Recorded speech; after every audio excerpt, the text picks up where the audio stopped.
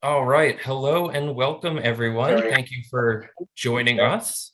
Lucha starting tomorrow. Oh, all right. Sorry about that. We are so pleased at the Redbud chapter here to welcome Julie Kierstead, who's going to be presenting for us tonight. Before we get going with that presentation, in case you're not familiar with our chapter, I just want to tell you a little bit about the Redbud chapter. We are one of 35 chapters of the California Native Plant Society. We cover Western Nevada and Placer counties, and we offer a whole bunch of awesome activities like field trips. We have our twice yearly plant sales. We put on presentations like the one you're about to watch and workshops. We offer horticulture help.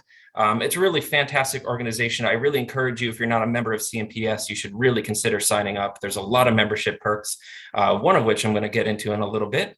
If you want to learn more about the chapter, you can visit our website. That is chapters.cnps.org/redbud, or you can just search your search engine of choice for the Redbud chapter of CNPS. We have all sorts of great information on our website, including our newsletter, so you can go and read that. We can be found on Facebook. We also have a Facebook group, and you can ask for plant ID help or gardening help and get really locally tailored advice from the knowledgeable experts who are very active in that group. You can find us on Instagram. We're at RedbudCNPS. And we also have a YouTube channel where you can view past programs, virtual hikes, and if you wanted to revisit this talk after the fact, you can go and view it on there. So coming up, we have a couple of events I want to tell you about. This Sunday on April 3rd, we're going to be hosting a field trip that's going to be led by Hannah Kang, and we're going to be visiting some of the vernal pools of Placer County. So I highly recommend. I think there's still some room on that field trip. You can find information about that on our website and on social media as well. On April 18th, we are going to be having our spring plant sale. Now, we don't have a huge amount of stock for this plant sale, so we've decided that this is going to be for members only. So if you would like a chance to get some nice spring native plants in your garden, go ahead and sign up for a CNPS membership by April 7th, and we will honor any membership which comes in until April 7th. So yeah, look out for more information about that on our website and social media as well. And lastly, we're very pleased to reintroduce our Wildflower Weekend. This year, it's going to be held from June 24th to June 26th at the Sierra Buttes Field Station up there in Sierra County. And it's going to be 3 days of in-depth hikes and networking and botany and good times in the high elevation wildflowers of that region. So I highly encourage you to sign up for that. We didn't get to do it the last 2 years because of COVID, but we're very happy we get to do it again. There's tent camping and little tent cabins, like kind of glamping setups there. And yeah, we do a couple field trips and all hang out and look at the beautiful plants. So with that, we're going to get on with this presentation. Today, we welcome Julie Kierstead. You may know her as Julie Kierstead Nelson.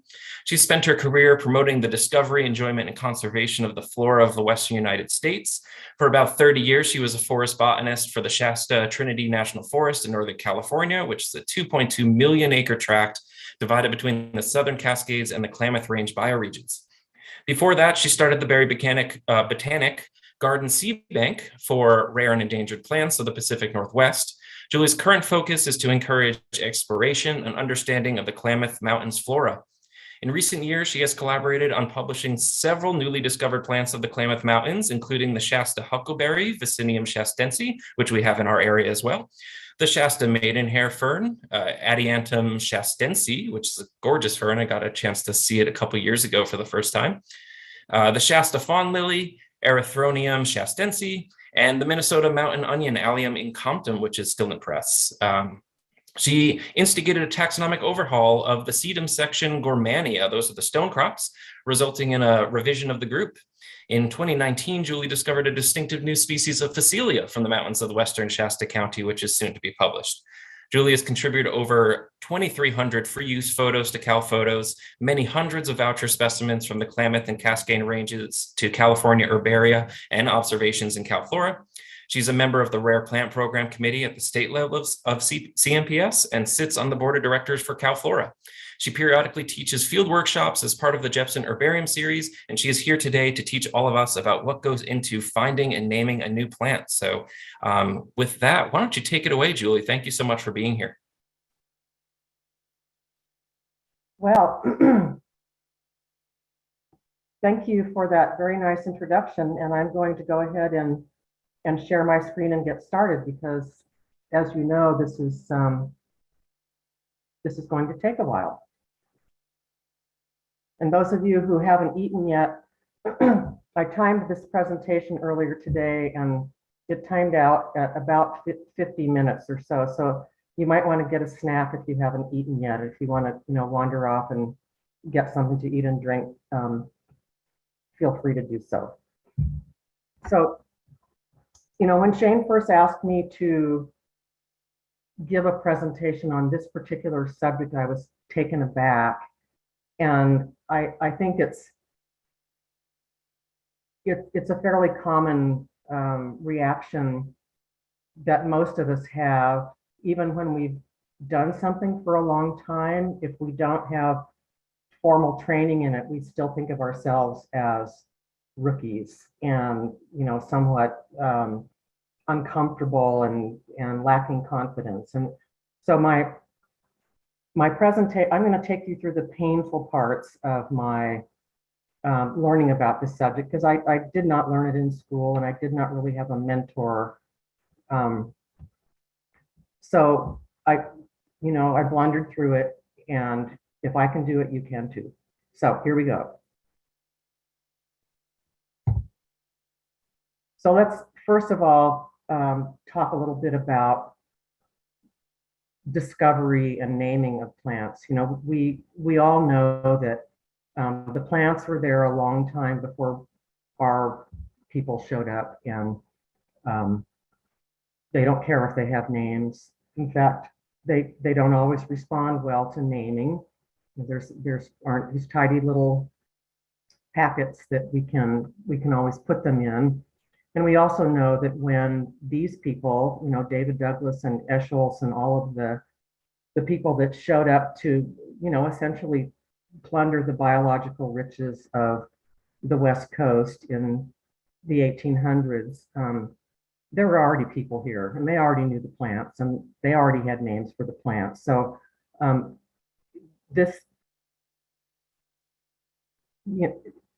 we know that we are dealing with a very specific system of naming, nomenclature, and fitting into a paradigm of systematics that has developed over the last couple hundred years. So by the time David Douglas showed up, and he was a Scotsman, he was sent over by the Royal Horticulture Society, and his mission was to collect things that were garden worthy, from trees, probably lumber worthy too.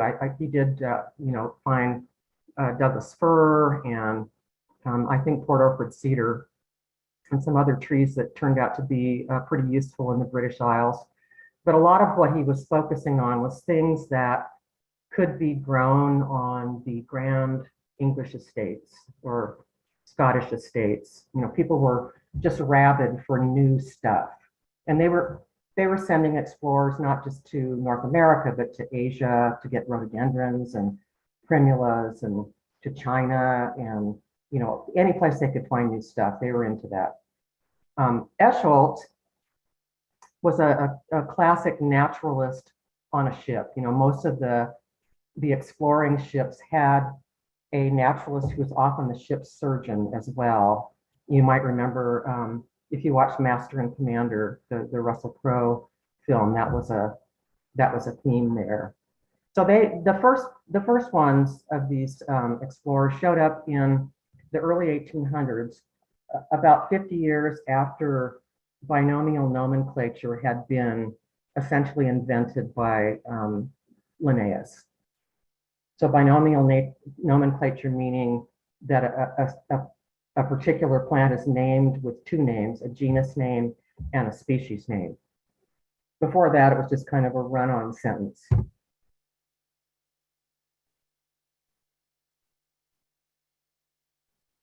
So here you see the actual publication that is generally assumed to have started binomial nomenclature, 1753. So by 1800, you know, this was pretty much 50 years old, and it was the status quo.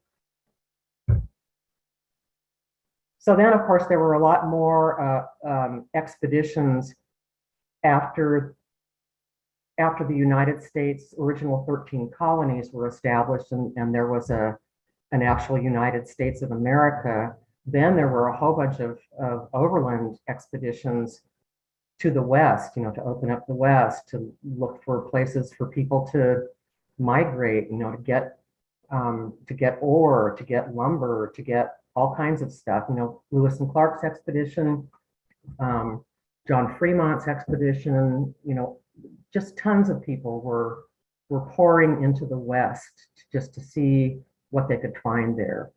But it wasn't until the mid 1800s, you know, there was the gold rush, you know, 1847, 48, where the population of California increased so dramatically so soon. And very soon after then, because of the increase in population, California applied for statehood.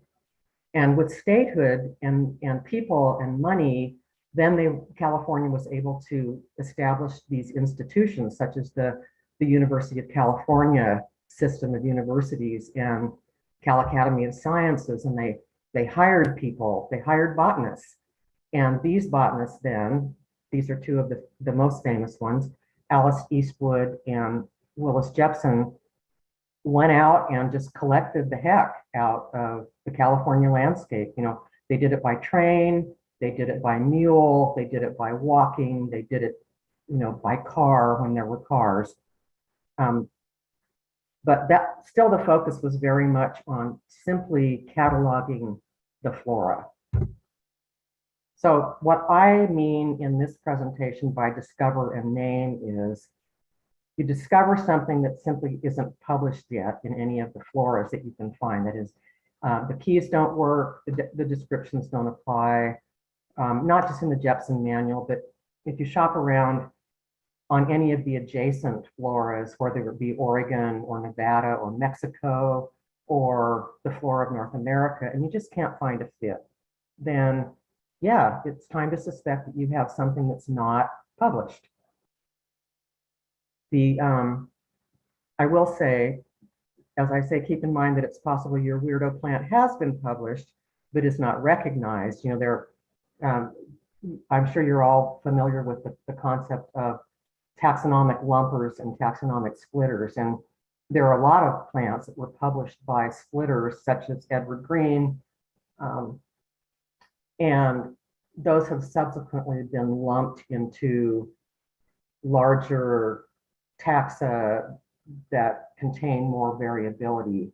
You know, it goes back and forth. And now with the molecular tools that we have, we're able to parse out more of that diversity and see what may deserve a name of its own and what really is, you know, indistinguishable from other things that are more variable.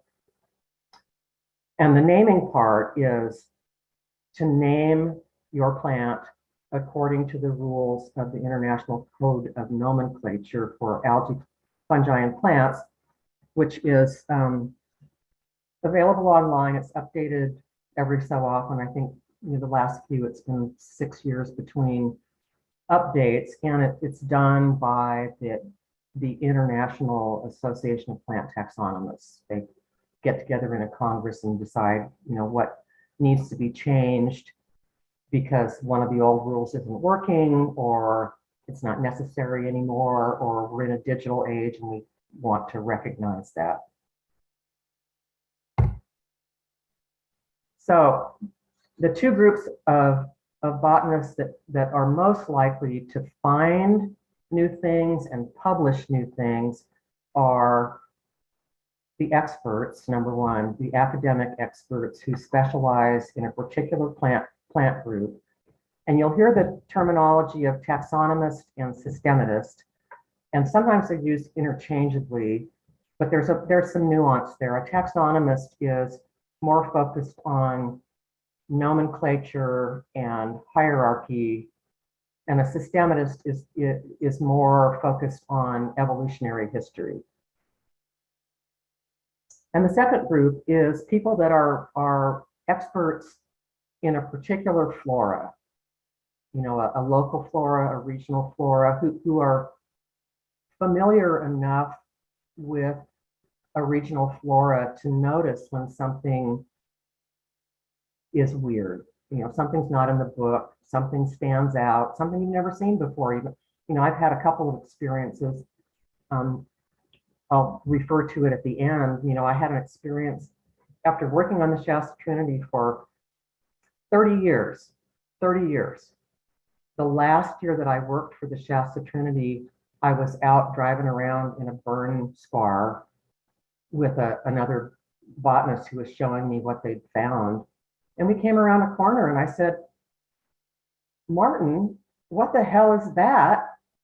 And we got out and I said, I have never seen this before. And this was a species that you could see, you know, on a dirt road at 40 miles an hour. This was not a shy, retiring, cryptic thing. It's just like, it was an amazing moment to see something that I had never seen before in a landscape that I had spent so much time on.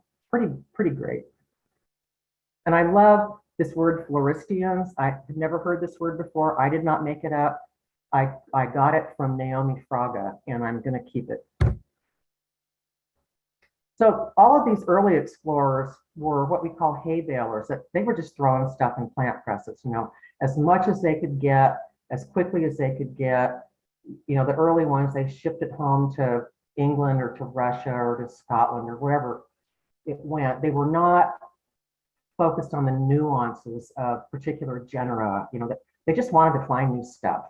And, you know, conditions were rough. You know, they were trying to keep their pressed plants dry when they were camped out with no tent and, you know, riding a horse if they were lucky. Stuff got lost, stuff got wet, stuff got moldy. So they were just trying to get as much as they could as quickly as they could. And remember that there was not any kind of academic institutional structure to train botanists or to have professors to mentor upcoming botanists to become specialists. And so not until, you know, early in the 20th century was there the infrastructure in the UC system and Cal Academy and Rancho Santa Ana and then the California State University system. There just weren't the people installed to really have the opportunity to become specialists in a particular genus or family. So it didn't really become the norm until the middle to late 20th century that people, academics especially, had essentially the luxury of focusing on a particular group, whether it was a family or a genus. And they had graduate students to help them, you know, expand the dynasty of that particular group and explore little nooks and crannies of the nomenclature and find new things. And then, of course, the field biologists who found something weird in a particular group would send it to the guru, and either they would end up describing it or they would hand it off to a graduate student, or maybe publish it in tandem with the field worker, or maybe just say, no, I don't think this is anything special. And then, of course, you know, the field biologist would slink off and feel bad. But I'm really excited that recently the interest in California floristics has reemerged. You know, for a long time, it was really unfashionable to do floristic work. It was just kind of, considered like, oh, you're a naturalist, you're not really a botanist. And the real botanist would be doing systematic work, preferably with molecular tools in addition. And that seems to be vanishing. There seems to be a much more healthy symbiosis between floristics and systematics and ecology for that matter. So, and Rancho Santa Ana, formerly known Rancho Santa Ana, now California Botanic Garden, I would give a shout out to Naomi Fraga and her group for really championing the floristic work in the Southern California deserts. It's just awesome what she's doing. So let me just introduce you to a few examples of the taxonomic specialists or systematists in California. We have Bruce Baldwin, Bob Patterson, Naomi Fraga. Of course, there are a lot more, but these are just kind of representative. So Bruce is the curator of the Jefferson Herbarium. He is the editor of the Jefferson eFlora, as well as being the editor of the last print version of the Jefferson manual. And he is also, of course, a professor. He mentors graduate students, and he has become an expert in the sunflower family, Asteraceae. I love this photo. I asked him to send me a photo of himself that he liked, and he sent me this one, which is him on the top of a summit in Hawaii, Kauai, with this thing that is, it's in his group. He's an expert on the Silver Sword Alliance, and they managed to find a day that was dry enough that they could get a helicopter up there. And I want to give a huge push to helicopter botany, because helicopters are a botanist's best friend, and we will see that again. If you can botanize with a helicopter, do it, unless you're too afraid. So here's Bruce's, these are the stats that Bruce gave me. So 67 new combinations, and sometimes new species are described completely new with genus and species. Many times publishing consists of reassigning an existing species to a different genus, perhaps. Especially now that we have all this molecular work available, things are moving around. And so I'm sure you've noticed that some of your formerly comfortable scientific names are no longer comfortable because they're now in a new genus. The last one that comes to mind for me is what I like perfectly well is Cynoglossum grandi, which was, the hound's tongue is now Adelindia or Adelinea grandis, I think, which fine, but Cynoglossum literally means hound's tongue. And so Adelinea is pretty, but just doesn't have the same comfort level for me. So yeah, so things are moving a lot now. Another way you can tell someone is a guru is check out the authorship on the Jefferson eFlora treatment. So of course Bruce is the author of Media. Media is his baby, and so many more. I mean, he's the author. He's not only the editor of the entire book or the entire eFlora, but many of the Asteraceae genera. Second example, Bob Patterson, who retired not too long ago from his post at San Francisco State University. And he spent his career specializing in the Boraginales, especially the phlox family, but also the borage family and the waterleaf family, Hydrophalaceae. And you probably remember there was a period there where everything was lumped in the Boraginaceae, which was annoying. And the recent Jefferson eFlora treatment update by Bob and others resegregated out some familiar families plus a couple of others like the Namaceae for the genus Nama. So, it's not completely comfortable, but in my version of reality, all's right with the world again, since everything's not in Boraginaceae. So Bob, you can see just reading down these, Bob, all these, except for Haloanthus, which is formerly known as Phacelia, so it would be in the waterleaf family. All the rest of these are phlox family things. And of course, he is the author of Linanthus and other phlox family things in the eFlora.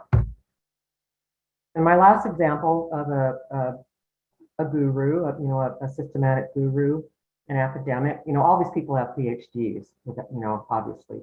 So Naomi is unusual in that she's not only an expert, a systematist in monkey flowers, but she's also really a floristic expert for the California deserts. And number 3, for the trifecta for the win, she's also a spectacular conservationist. She's very effective in getting Teams buckwheat listed under the Endangered Species Act. So, hats off. It's hard to find people in the botany world that have all of these things, that is expertise in a group, expertise in a flora, and effective conservation behavior. So 2 out of 3 is great, 3 out of 3 is spectacular. And she recently got the E.O. Wilson Award, which I think recognizes the unusual nature of her spectacular combination of these 3 talents. So Naomi, she'd have a lot more things named by now, but she just doesn't have time. She's done 6 so far. She's got, a couple more monkey flowers and a line, let's see, the chloropyron, and she's got a couple more indiplicus, which are also monkey flowers. But she raises a good point here that often the field botanists who find new things don't have the training or the confidence to name things on their own. So they try to find a systematist, somebody who's trained in publishing to co-author with them. And of course, she is the eFlora author of Monkey Flowers. So probably the easiest way to learn how to do this is to be a graduate student with a professor who does new taxa publication as a matter of course. And during your master's thesis or your dissertation, you get to publish new things that you have described. That's really the ideal. But a lot of us out there, we find new things and we don't have a mentor, we don't have a professor, we didn't learn it in school. And so we're kind of embarrassed. We might try to find somebody to team up with who's a systematist, but they might just say, no, I'm not interested. And so what do? Well, in my case, you kind of mill around for 2 decades and then you just say, well, screw it. I guess we have to do this ourselves, and we're probably going to blunder and embarrass ourselves and just, blah, but we're just going to do the thing. So I do have a master's degree, but it was floristic and not at a fashionable floristics time. Probably my big bonus is as an undergraduate and a master's degree student. Both times I worked in a herbarium. As an undergraduate, I got a work study job as a herbarium secretary at Oregon State University. And so I got to see how a herbarium works and, what a curator does, and listen to the graduate students. And I got to, before the days of the internet, before the days of even databases, we would get we would get boxes once a year of these things called gray herbarium index cards. And what it was essentially library cards like you'd find in a library, an old library index card system. We would get boxes of these little cards of every new thing that had been named printed on a card. And my job as the herbarium secretary was to file these things, which took, I mean, it took me probably a week every time. And you really had to pay attention to, you know, the alphabet, because if you file one of these things wrong, there's no search engine. You just lose it. You never find it again. So that was my experience with nomenclature databasing, was these cards, gray herbarium index card. And the Harvard herbarium is called the Gray Herbarium after Asa Gray, who was the, you know, the spectacular curator there in the 1800s. So that's why it was called the Gray Herbarium. Now it's all been folded in, that and the Q herbarium cards. The various, you know, old systems have been folded into an international system called IPNI, which is the International Plant Name Index, which we'll talk about later. Anyway, knowing something about herbaria was really, really helpful. I know most people, especially people that are not trained at all in botany, but who love it and have become good at it, you know, as self-taught people, they are uncomfortable around herbarium procedures, because it's another place where you can let yourself feel incompetent. So here's a few of us regional Floristians, I love that word, who publish new taxes. So my main partner in crime is this guy on the left. There's me and Lynn Lindstrand, who I hired a number of times, either through cost share agreements or contracts when I was working for the Shasta Trinity, because his firm, which was called North State Resources, was headquartered in Reading, and they were the most knowledgeable about the landscape that I worked with, and he was their lead biologist. You know, he's trained as a wildlife biologist. I like to think I turned him into a botanist, and a few years ago, he left North State Resources when they got sold to another company and became the botany program manager for Sierra Pacific Industries. So in the middle there is Dean Taylor, who I'm sure all of you know about. Dean had a lot of specialties in California. He did a flora of Yosemite, and he knew just a ton about the Sierra Nevada, but he also became very familiar with the Klamath Ranges and the Cascades, and Modoc Plateau, partly through his consulting work, and he wrote a draft flora of Mount Shasta that never got published. And then with Sierra Pacific Industries, he did some fairly detailed work, especially on serpentine endemics of the Klamath Ranges. And Dana, there on the right, I think Dana has published half a dozen species. You know, every place he's been, he's found something new. He worked for the Forest Service in southwestern Oregon, and then he worked for Death Valley National Park. And he published a flora of Sequoia Kings Canyon, and he finished his career as a supervisor for Caltrans in Eureka, so covering the northwestern district of California. But, you know, one of the things that Dean and Dana both have in common is that they both are really long-legged, and they cover a lot of territory very quickly. And they both are really good at getting off trail, you know, and Dana's a rock climber, so he finds stuff not only off trail and off road, but stuff that you have to have a rope to get to. So these are the species I'm going to talk about. I'm going to dwell mostly on the first one because this was my painful step-by-step introduction to how to do this. But these are all the things that I've had a hand in discovering and or naming. There's one other that I got spooked on that I couldn't figure out, and the next year it was published by Guy Neeson. It was thranthi taylorii, which was based on two specimens, one from Dean Taylor and a second one from me, both of which were identified wrong, and Guy Neeson published it as thranthi taylorii. And, I couldn't have been happier. I had nothing to do with it except for the specimen.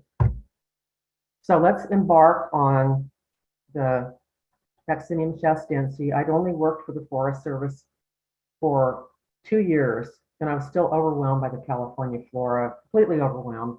I got my training in Oregon and Northern Arizona, and California is just so completely overwhelming if you come from a flora that's more depauperate.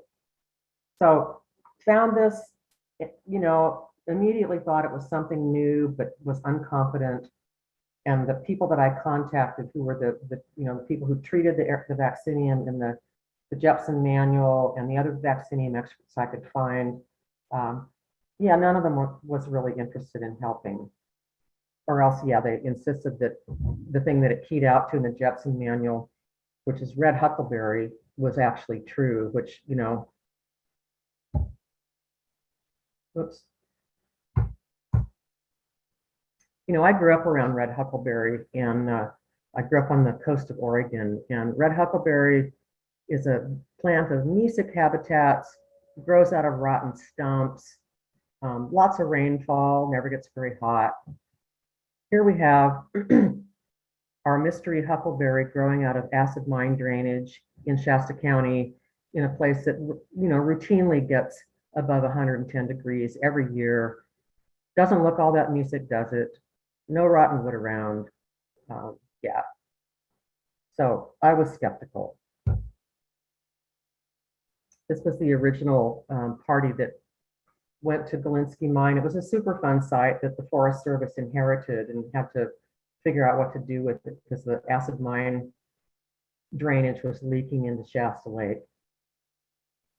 So that's me on the left. That was so long ago that I didn't wear glasses.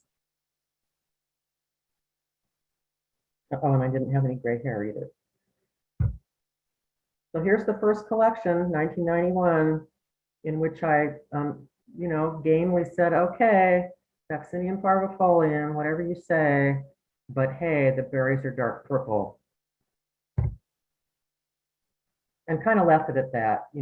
There was just the one site for a long time. We did find a second site and a third site a few years after, but really, I did not have the confidence to press forward until 2003.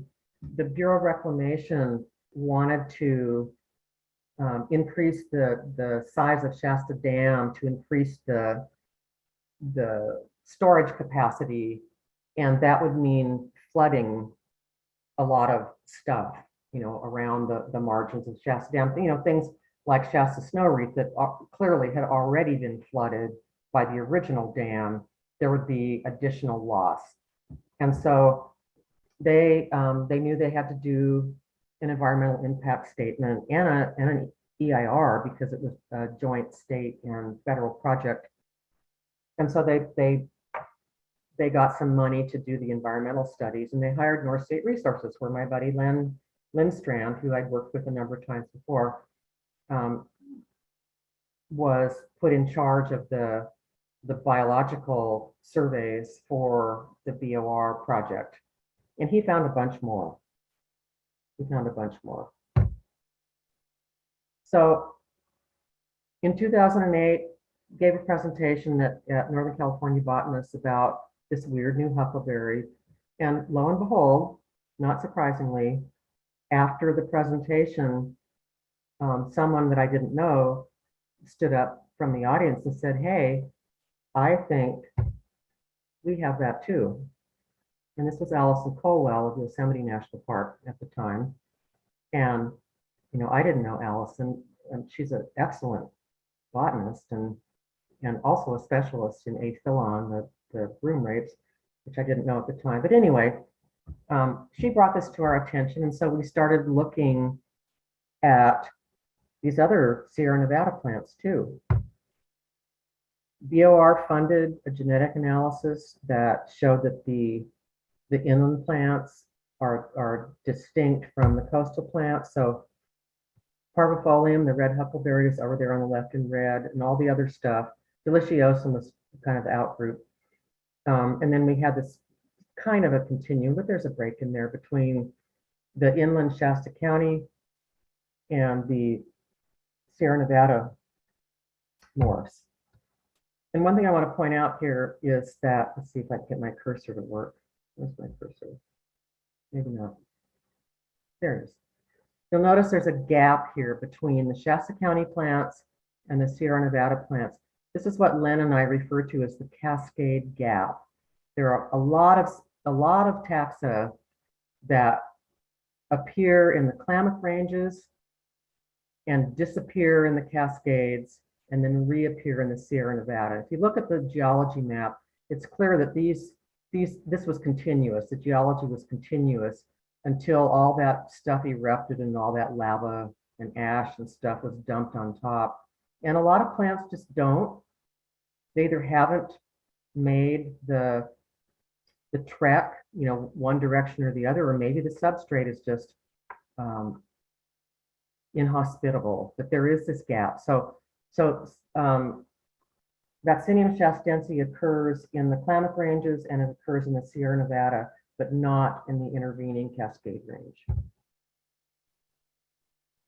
So finally, after we did all the stuff, we wrote the, and we wrote the manuscript and trudged through the review process and all of the other things that that Madronio insisted on us doing, which we didn't know how to do. The thing got published, so it was published 115 years after the first documented occurrence, which was collected by Milo Baker when he walked from Reading to Susanville for a teaching job. And he stopped off on the way east of Reading and he found this plant. So this little guy is my younger son, Soren. He's standing in the middle of Vaccinium shastense, and he will turn 30 this year. So that gives you an idea of how long it's taken to get this thing actually in print. So that's my big sad story. Anyway, it was fun. It was grueling. This is Len. We did go to Cal Academy of Sciences and UC Berkeley to annotate their specimens after we published Vaccinium shastense, and that was fun and interesting.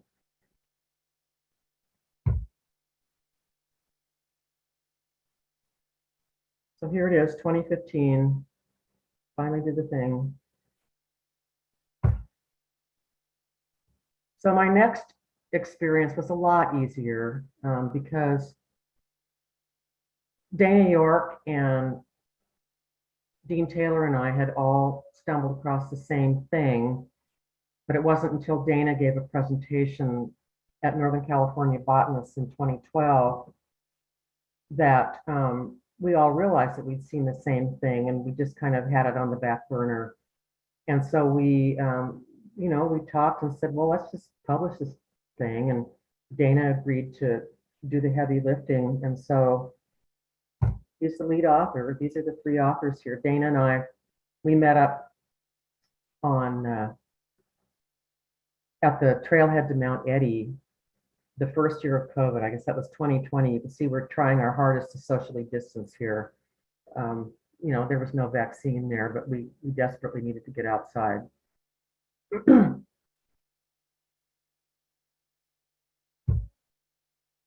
So this one was an easy one. All I really had to do was contribute my specimens and edit the draft document with my comments and additions, and then it happened. So that couldn't have been easier. Not like the first one. Adiantum was an interesting case in that it was discovered in a herbarium. So Lane Hewitt was doing a phylogenetic study of the genus Adiantum, and she ground up a bunch of specimens that they had on hand there at Duke University in South Carolina, and one of them one of the Adiantum Capillus veneris came out in the wrong place. That came out in a new, different place. So one day at my desk, I got a phone call from Lane, and she said, "Hey, do you know of a strange Adiantum in Shasta County?" And I said, "Well, I know of an Adiantum in Shasta County that does not key out worth a darn. Sometimes it kind of keys out to Jordanii, and sometimes it kind of keys out to Capillus veneris, but it's never very satisfying. And I just figured I'm bad at Adiantums and ferns in general." And she said, "No, I think it's a new thing." So she said, "Where can I find it? How hard is it to get to? Is it rare? Blah, blah, blah." And so I was able to get her set up with Martin Lenz, who was a district botanist. I couldn't go with him the day that came. And she got in touch with the fern experts at UC Berkeley and her friend Ellen Dean, who was the curator at UC Davis at the time. And she flew out, they drove up, and they had a collecting expedition. This is Lane on the right, Alan Smith in the middle, Martin Lenz on the right in the left photo. And again, voila, she had the molecular data, and then she figured out some morphological characters that allowed you to actually distinguish it from Capillus veneris and Jordanii without running the genome, and published it relatively quickly, which was pretty great. So two easy ones. So here on the left, it turned out that Adiantum shastense is essentially the only maidenhair fern within its range. It overlaps very, very slightly at the southern end with a couple of Adiantum Jordanii occurrences, but within its range, there's not any Adiantum Capillus veneris. It occurs north of there and then hops over to the south. So it's one of those lovely plants that you can almost identify just by knowing where you are geographically. But the other cool thing about Adiantum shastense is in this photo, you'll notice that there's a helicopter. And Len had enough funding from the Bureau of Reclamation at the time to decide to schlep him and his crew and me up to the top of Tombstone Mountain, which is a big block of limestone in western Shasta County, to try to find the upper elevational limit of Adiantum shastense, which is a very worthy goal. And we did find it. But the cool thing was on the way home, we stopped somewhere else and found something else cool, which I'll tell you about later. So this was another case where I hired basically taxonomists for hire. It was a group called the Carrick's Working Group at the time, which has since mostly retired or disbanded. They did a lot of great taxonomic work for the Forest Service and BLM and others. And I had these responsibility for several rare sedums, and the keys were terrible. There were 3 different keys published in different places. You could take any given sedum, key them out in 3 different keys and get 3 different answers. And I just finally put together what's called a cost share agreement, where it's not a contract, it's a collaborative agreement. And I asked these folks to please just solve my problem. I said, I don't care if you solve everybody else's problem. I know sedums are awful everywhere. I just want you to solve my problem. But of course, they could not do that. They had to solve everyone's problem. So they ended up, taking more than a decade and doing the entire subgenus Gormania in California naming a bunch of new species, rearranging a bunch of other names. Finally got published in 2018. And here's another, little side story. The reason that this got propelled to the forefront of my interest as a Shasta Trinity botanist was the year before I had contracted with North State Resources to do a monitoring study to revisit all of the historic locations of a Shasta County and limestone endemic called Adiantum shastensis. And Len and his crew had turned up a bunch of sedum locations that were out of range for anything that was known. They'd already gone to seed because the Adiantum is much later. And so we needed to go back and figure out what those were, and they just didn't play well. So Carrick's working group members, at least most of them, this is Barb Wilson on the left with Rhonda Posey, who was a Shasta Trinity botanist at the time, Peter Zika, Dick Brainerd, who is changing the tire while Len supervises, because of course you need to change the tire when you're going to see sedums. And I will say, just as a matter of encouragement, Peter has 27 new taxa under his belt. Peter has a bachelor's degree from the University of Vermont. Not having a graduate degree has not slowed him down in the slightest.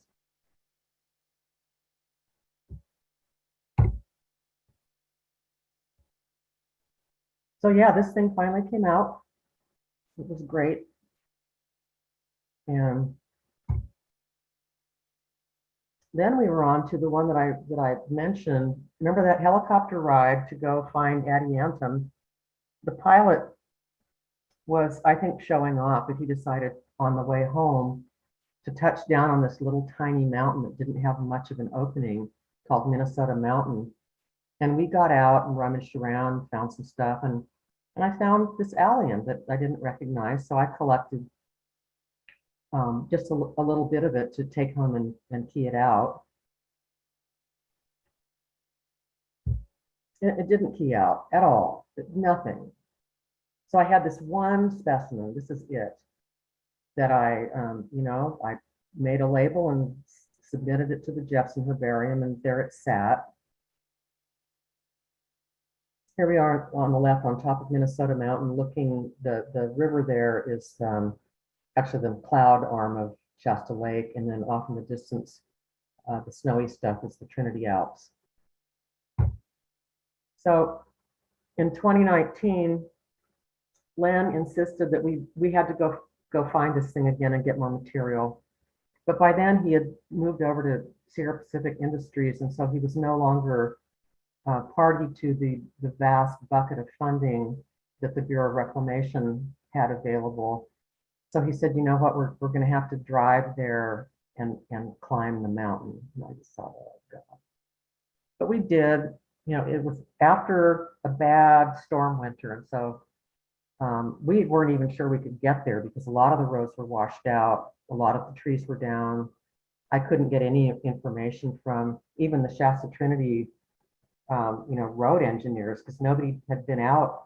This is a really out of the way place, and nobody had been up those roads. So we just, hopped in the truck and hoped for the best. And he got to use the chainsaw several times, but we made it to the nearest access point to Minnesota Mountain. And then it was, it felt like hours. It was hand over hand through the poison oak to get to the top where there was this shaly opening that we had been to before in a helicopter.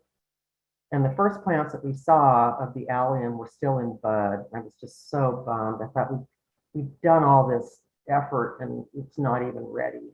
But we kept looking around and we found a bunch of stuff in flower. And so we collected the heck out of it. And this time we were smarter. We just said, you know what? We know how to do this. We don't need to, beg the experts. We don't need to do molecular data. We have what we need. We have a lot of material to make type specimens. We can make a description. We can write a diagnosis. And we'll just throw it out there. And if somebody wants to argue with us or do the molecular work, well, hooray for them. But in the meantime, we're just going to get it out there. So this one represents, I think, lands in my maturity as Floristians and namers of things. It's just, you don't have to be perfect. You don't have to be an expert. You just have to know more than other people about this particular thing and throw it out there. And if it doesn't end up being accepted, or if it turns out to be disproven by other collections or molecular data or whatever, that's great. But in the meantime, at least maybe you've gotten somebody to pay attention to it. So to finish up with the new discovery stuff, one of your chapter members, my friend Wendy Bowes, found a Lewisia not far from her house, actually, in this vernally wet place. And I happened to be visiting her at the time it was blooming. And we tried to key it out, and it did not at all. And so to circle back on my earlier story about working as a work-study student at Oregon State when I was an undergraduate, one of the graduate students then, who was a PhD candidate, was really annoying. I mean, compared to the other graduate students who were very, very kind and friendly, he liked to treat me as his personal secretary, and he actually would give me his, he was a TA, and he would give me his quizzes for me to type up on the IBM Selectric. Nobody else did that. Anyway, so he's the guy that grew up to become an expert in Lewisia and write the treatment and that kind of stuff. And so kind of held my nose and emailed him and asked him what he thought this was. And he gave me several just completely bogus answers. And finally, he tried to convince me it was Lewisia rediviva, which, if any of you know bitterroot, this is not bitterroot. It's not even remotely bitterroot. And, I couldn't really help myself but say, John, this isn't even remotely bitterroot. I know bitterroot. This is not bitterroot. And he just signed off saying, well, I'm retired. You should just go talk to Matt Williams, who's the new Lewisia guy. So we went and talked to Matt Williams, and now he is helping Wendy navigate through the description and publication of this new Lewisia. And I'm not sure how far along they are. I know some molecular work has been done. I know that she's looked a lot and hasn't found any more populations, but I think it could be published before too long, which is great. So let's get on to the naming part. If you think you have something that's new, you've done your due diligence, so do reach out both to the experts and to your, to your chapter, your regional botanical knowledgeable people. Visit a herbarium or two, look for some more sites, and collect voucher specimens in preparation for entry into this rabbit hole. And if you really want to find new things, it's not that hard. You just have to get off the beaten path a little bit. Almost all of the specimens in herbaria were collected next to a road or a trail. It's that simple. People don't like to get far away from the easy spots. It is helpful to get familiar with the flora by botanizing the same general regional area year after year after year and in different seasons of the year, so that when something is brand new, it just jumps out at you. After you've botanized it for so long, like that Phacelia for me, after 30 years, I'd never seen it before, and I've been botanizing that area for a very long time. And I can't emphasize enough that please, collect specimens, especially if stuff is weird. Photos and specimens. You're going to need them. So this is a thing that Dean published in 2014, and you can see from the distribution of the dark green areas that it tracks pretty closely with the location of universities. Big surprise. So you're more likely to find something new in one of these pale green counties that are far from the seats of learning, or just go to Nevada. Okay, so let's go over the rules of nomenclature, what you have to include. So you have to have a description or diagnosis, and preferably both. It does not have to be in Latin anymore. That went away in 2012. So you don't have to find somebody to write up your plant description or how it's different from other things. You don't have to find somebody to do that in Latin. So that's a hurdle that is removed. You have to designate a type specimen. That is the one sheet of material that will forever be tied to your publication, to your plant name. Whether or not the name changes or not, that will be tied to your publication. It doesn't have to be yours, you know, it may already exist in a herbarium somewhere. But, you know, why not collect your own? You need a unique name, so you have to be able to check and see if the name that you want has already been used and therefore you can't use it. And then it has to be, your publication has to be generally distributed so that people can, you know, have access to it.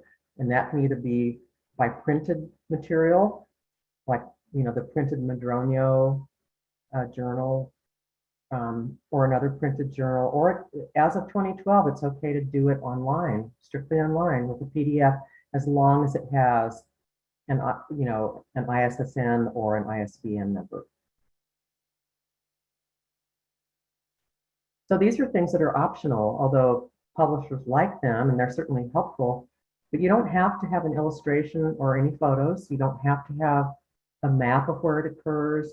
You don't have to write a new key to show what the key would look like if your new thing was incorporated. You don't have to have any molecular data. And, you know, a lot of things that are new, that are newly described are rare because otherwise people would have found them, right? You know, unless it was a case like the Addie Anthem where it was masquerading as something else. It's helpful, but not necessary if you recommend a California rare plant rank, you know, 1 through 4. Because if it's rare, when it's published, then it will enter the queue for the CNPS and California Department of Fish and Wildlife to initiate the California rare plant ranking process. So the description focuses on the characteristics of the new taxon, you know, as detailed as you want. More detailed is better. You know, measurements, colors, other more subjective characters. Whereas the diagnosis compares the new thing to other things that are either related to it or look like it. And so for shastense, we focused on comparing the fruit color and the Hypanthium scar dimensions. You know, red huckleberry has red berries, duh. And shastense has dark blue to purple glaucous berries. You know, the Hypanthium scar is noticeably different. The persistence of the fruit is different. The seed coat is different. And the leaf margins are different. So those are all good things. You know, we did also compare it to the little dye, Scoparium, which really you wouldn't mistake it, but we threw it in because it's the only other one that's, you know, deciduous and has the strongly angled green twigs. So you have to designate a type specimen called at least a holotype. That's the one sheet that's going to stick with your publication. You can, you know, there are other types that are certainly desirable too. Isotypes, there are a bunch of different kinds of types. You can read about them, isotypes, paratypes. There are other types that are other examples of your new species. But the holotype is the really important one.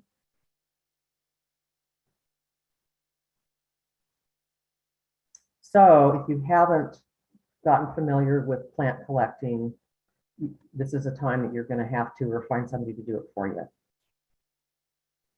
So basic collection principles: collect several of the same thing to exhibit a range of variation. Make sure you get fertile material, flowers or fruits. Make notes and make sure that you don't mix up your specimens with some other thing that is a different bag for everything and a different bag for every set of notes. Take photos. It's really great to be able to georeference your photos or georeference your collections by using the coordinates that your phone or your camera pulls from the sky. Pretty great. Keep a collection log. I'm going to digress to tell a funny story about Lynn, and he gave me permission just to let you know that even though it's embarrassing, he said it was okay. So SN, if you see SN following the collector's name in a publication of a botanical entity, SN means without a number. And without a number just means, yeah, you are not a seasoned plant collector. We got we wrote up the manuscript for Vaccinium shastense, and most of the types, both the holotype, the paratypes, the isotypes, were mostly Len's collections because he had been out there on the ground doing the contract work for the Bureau of Reclamation, and all of his collections ended in SN. And so one of the reviewers sent a snarky comment about, what is with the SN? You should really, you should have collection numbers. And he was so irritated. Len was so irritated when he got that email that he said, okay, from now on, I will use collection numbers. But you know what? I'm going to start not at 0, but I'm going to start with 21,214 is my initial collection number based on the date of that crappy email that I got. So I thought it was kind of an awesome response, actually. And now he has collection numbers. That doesn't necessarily mean that he's collected 21,000 specimens. It just means that that's where we started. Okay, so you need, it doesn't have to be a store-bought plant press. I've seen people make them out of, plywood and straps. You basically just need a way to squash things. But you do need newsprint and cardboard, corrugated cardboard to help them dry. And some people use blotters, some people don't. But each collection goes in a separate newspaper. That's a cardinal rule so that you don't mix up things from different sites or mix up different species in the same collection. And if you have a collection number, you put your name and the collection number on the outside of the folded newspaper. The finished herbarium sheet is 11 by 17, so you need enough material to cover about 3/4 of it because you need to leave some space for a label and a couple of other things that the receiving herbarium will add to it.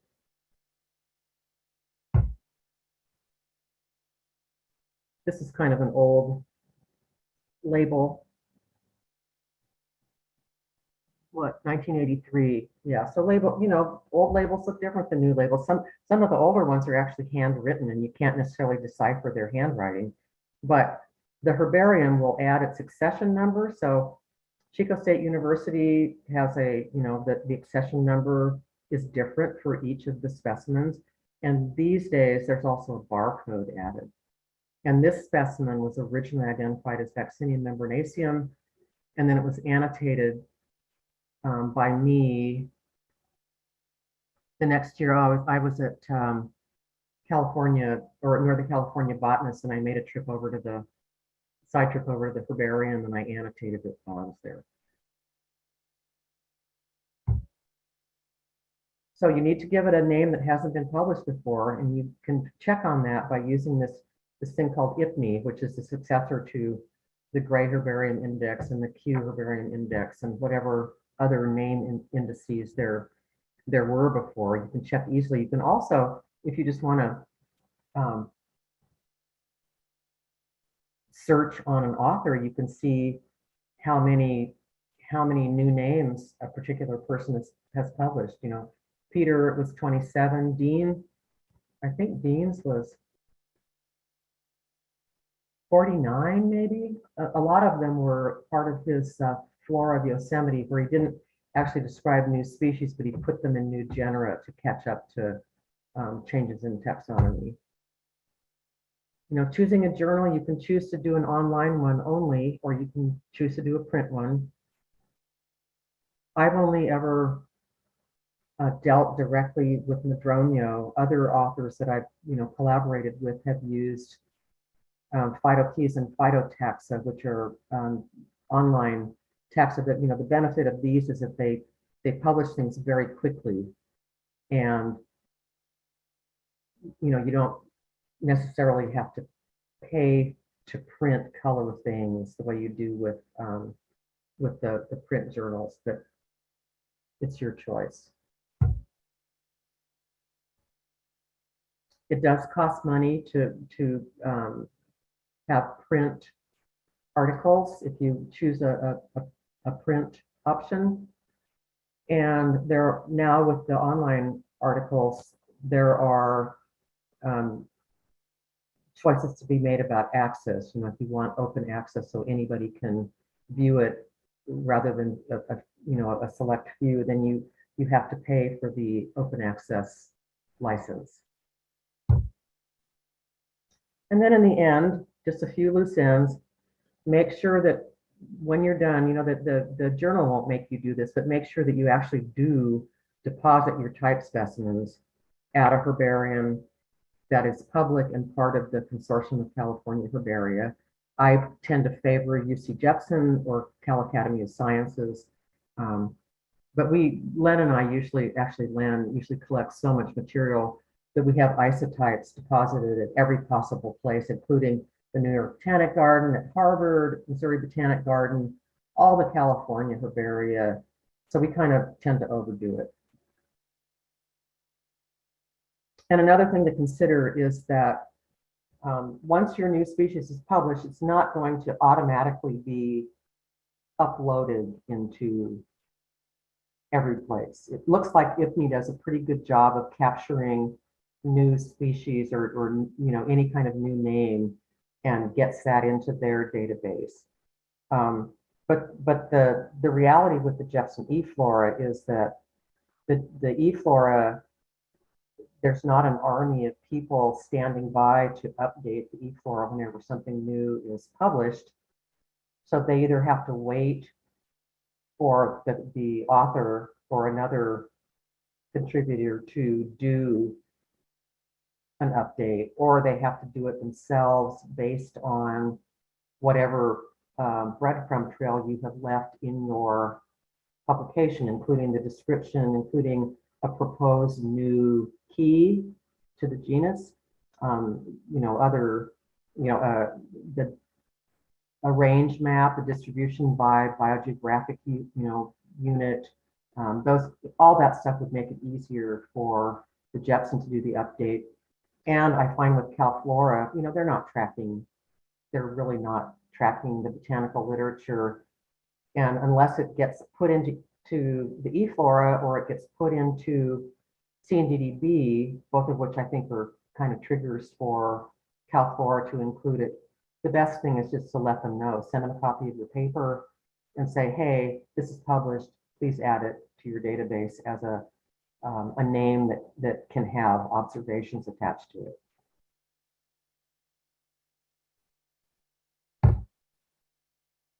And then the annotations. I'll tell you, sedums are the worst. They make terrible specimens because they start out as these plumped up specimens on a herbarium sheet that aren't dead yet. They're basically not dead for several years.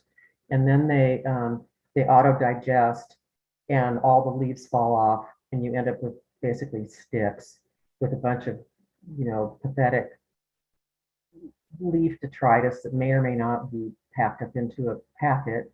All of the flower color, cues are gone. So yeah, it's not easy annotating sedum specimens. Oh, but here's one last good story that I don't mind telling on Peter Zika. So when the Carex working group finished up their work on section Gormania of the genus Sedum, they had half a dozen new species or subspecies to name, and they had good names for all of them, except they just got stumped. I don't know why on the last one. And it happened to be one that occurs almost exclusively on the Shasta Trinity. And so, Barbara Wilson said, can we just name it after you? And of course, I was totally flattered and said, well, yeah, that would be great.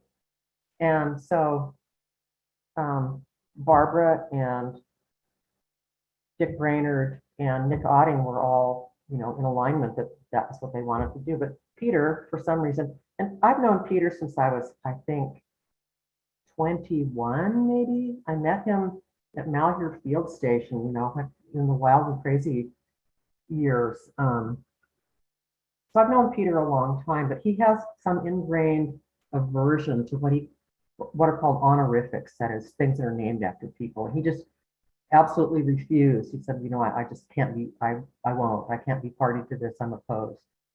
And bless her heart, Barbara said, well, that's okay, we just won't put your name on the article. So Sedum Kierstead was published by Barbara Wilson and Dick Brainerd and Nick Otting, and Peter's name is not on there. And he appears to have gotten over it at this point. So that, botanists are petty just like everybody else. So to end my spiel, this is my next thing. This is the Phacelia that we found in the footprint of the Delta fire, which happened in 2018. And Martin Lenz and I were driving around in 2019 and came across this thing that was obviously new and different. And once we found the first one, it, he and Lenz and Len Lindstrand and I just kept looking through the rest of the season, and also published it, stuck it up on Facebook, and Lawrence Janeway found another one. So by the end of the summer of 2019, I think we were up to, 15 or 16 occurrences. So that's pretty exciting. COVID has gotten in the way and slowed us down, but now we have a draft manuscript and we hope to get it published in the next year. So with that, I will be happy to take your questions.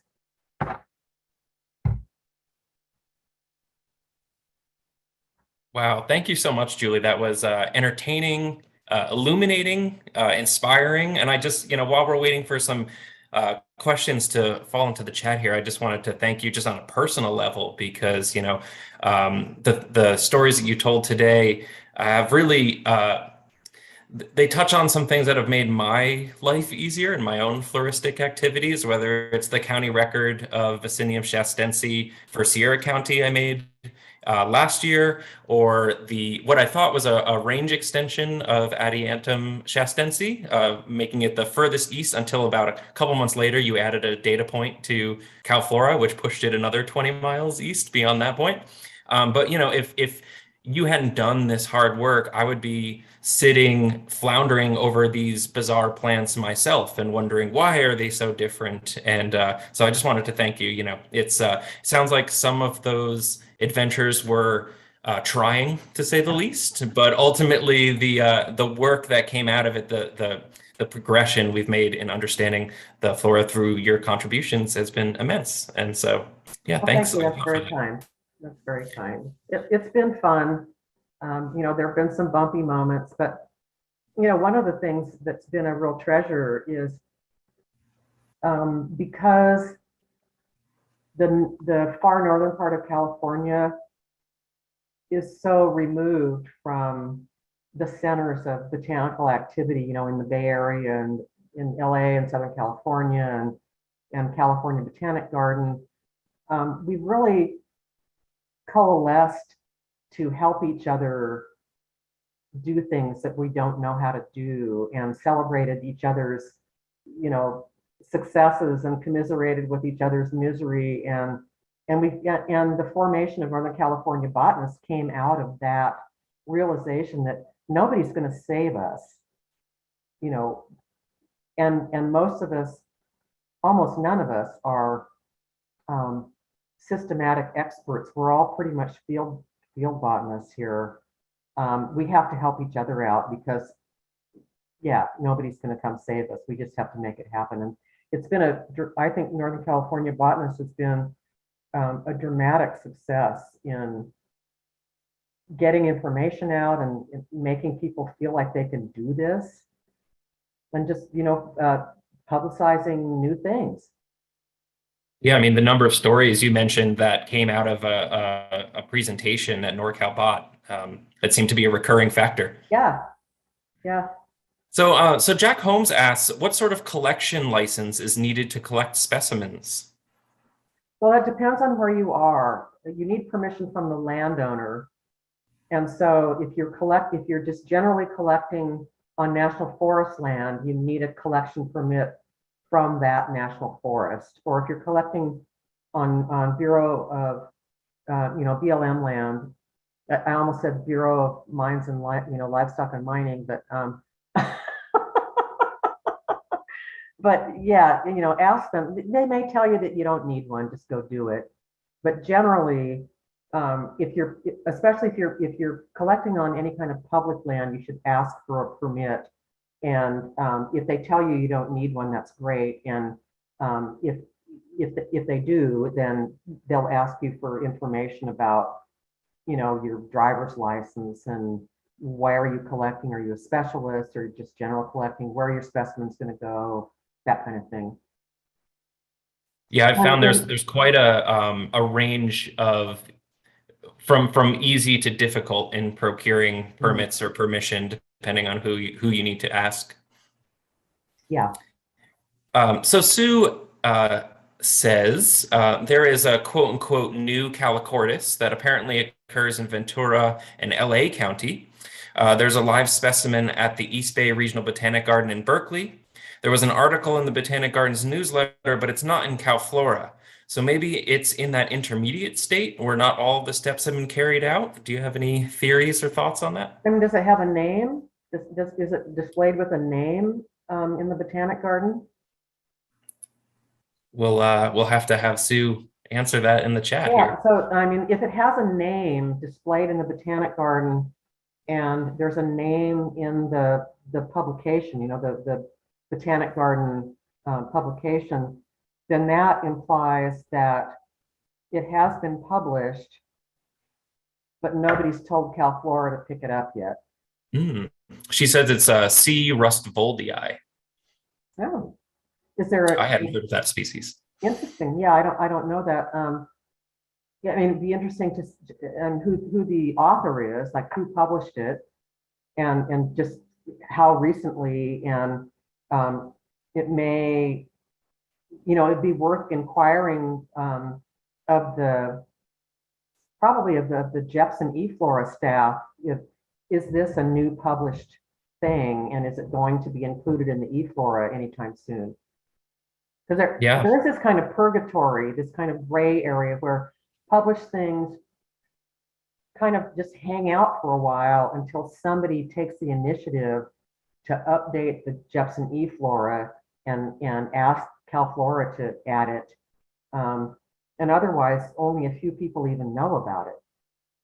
Yeah, and I'm sure there's a certain amount of time that needs to pass before people start adopting it. Like I know several of us were using Adelinea instead of Sonoglossum for quite a while before the Jepson changes finally changed. Right. And I don't even think Cal Flora has reflected those changes at this point. They're waiting a little bit. Well, everybody is short-staffed, and all of this work underfunded, short-staffed, and all of these changes take effort and money. And so I think we have to be nice to each other, but it's worth reaching out to people that probably know, most likely the Jepson staff or Cal Flora, ask them if they were even aware of this publication. And if they say, yeah, we just haven't done the thing, then they'll get to it.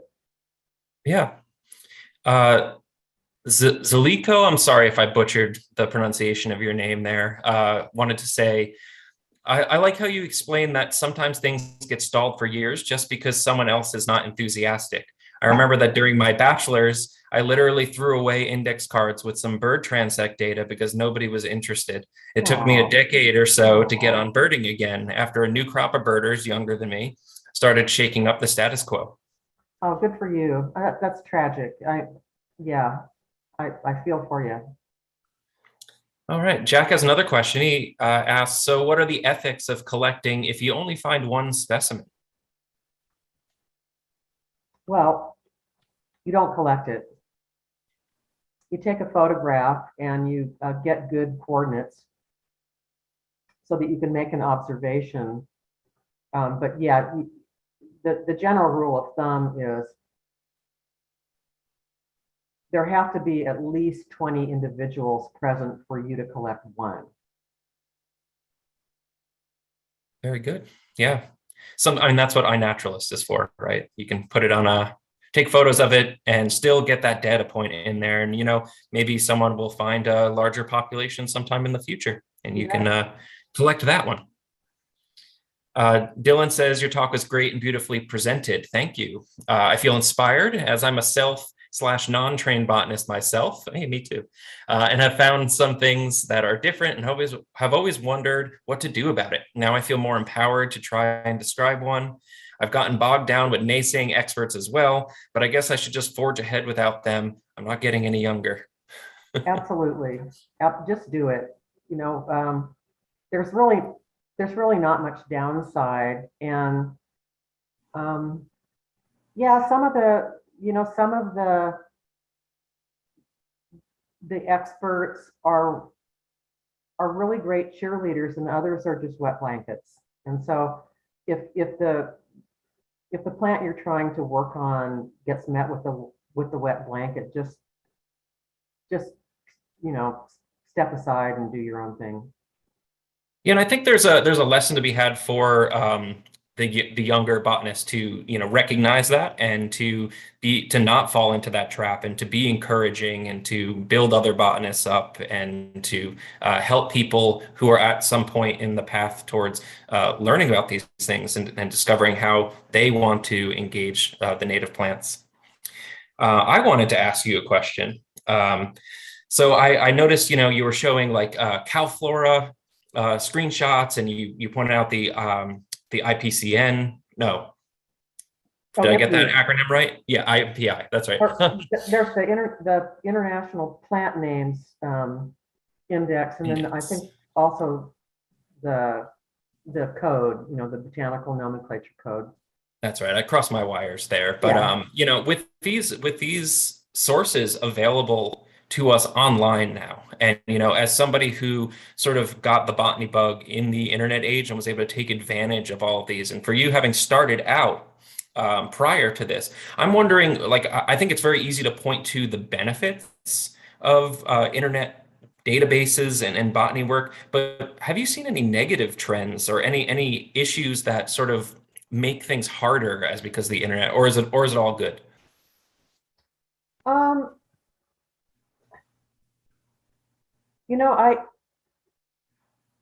One of the things that bothers me, and a reason that I use Calflora and not iNaturalist, is it really bothers me that iNat has the feature of basically upvoting or downvoting an observation. I just think that is it's inappropriate, and it discourages people.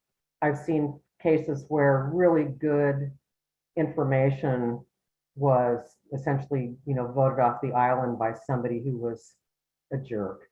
And I think that is completely inappropriate. The internet is great about asking us to rate everything. Every time I buy something online, for God's sake, I get a follow-up message saying, hey, how would you rate your purchase? It's like, none of your business. None of your business. And that tendency to rate things, including observations by other people, I think is just really counterproductive. So that's really the only thing I would call out as something that really turns me off, that I think is, you know, and I think it, you know, it disempowers people, and it makes people more reluctant to put their data out there if there's going to be some jerk who's just going to, you know, diss all over them on the internet. You know, who wants to do that?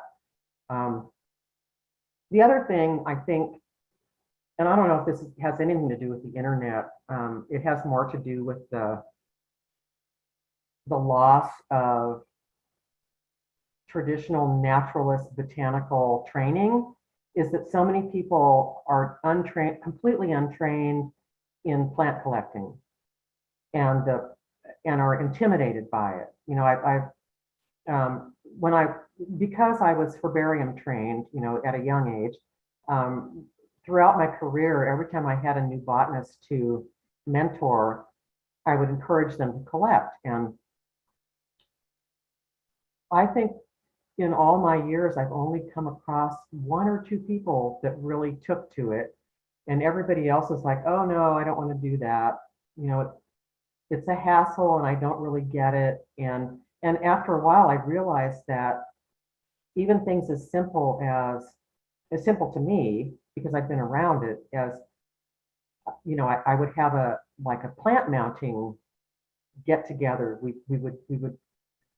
I would bring the stuff that I had collected and gather the people that I worked with and say, let's mount these plants now for our own herbarium.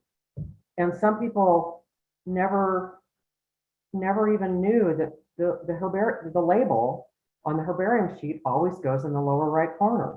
So they would plop their plant on and just put the label wherever. It's like, oh no, oh no, the label goes in the lower right hand corner. That's just a thing, you know.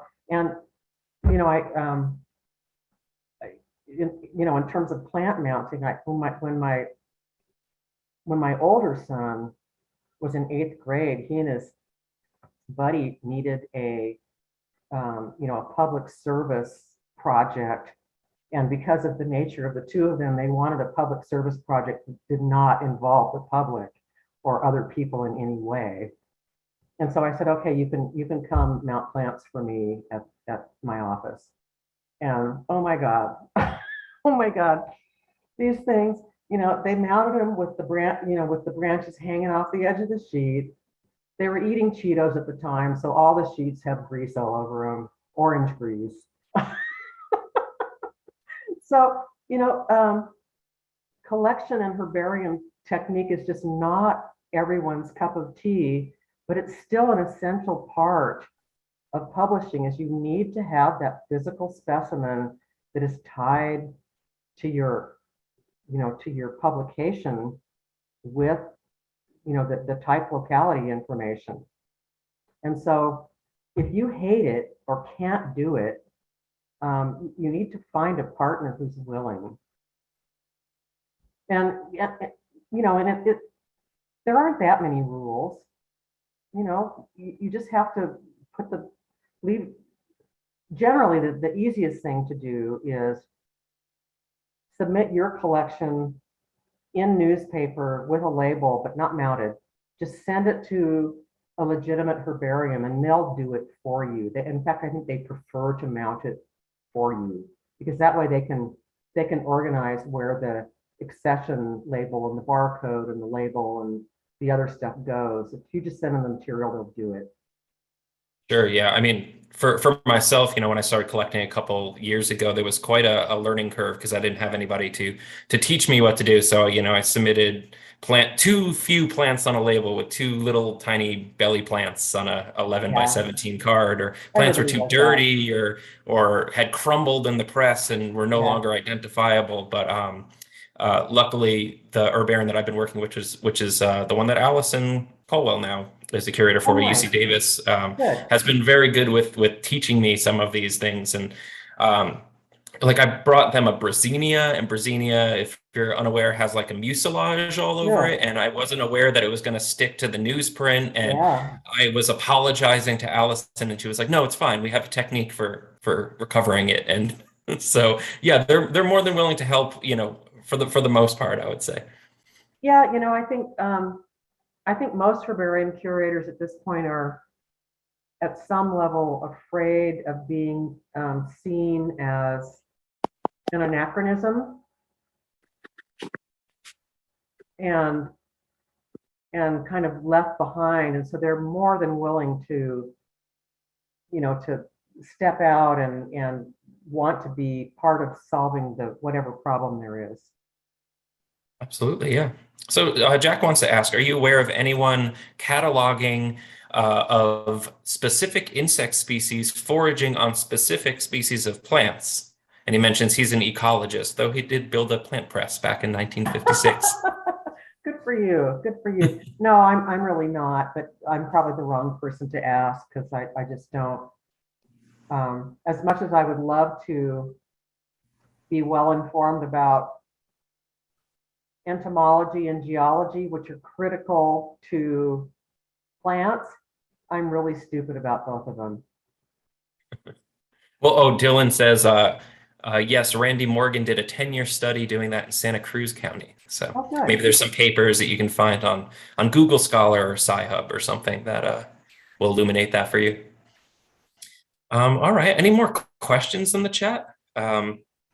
Give everyone one last chance, and I'll share one little anecdote, which is, you had mentioned the Cascade Gap and how plants, had occurred in the Shasta region and then in the Sierras, but they were separated by this gap, and it caused speciation essentially when they were cut off from each other. And I just wanted to mention that I've identified what I've been calling the redbud gap, which I think is appropriate to bring up here because, this is for the redbud chapter, where I've identified a whole slew of plants which seem unrelated, which occur basically from Butte County north and from El Dorado County south, but just disappear for the Yuba and American River canyons for whatever reason. There seems to be nothing that I can identify so far that just there's no specific substrate or weather patterns that I can identify or relationships between the plants. But so far, I've just been cataloging taxa that fall into this.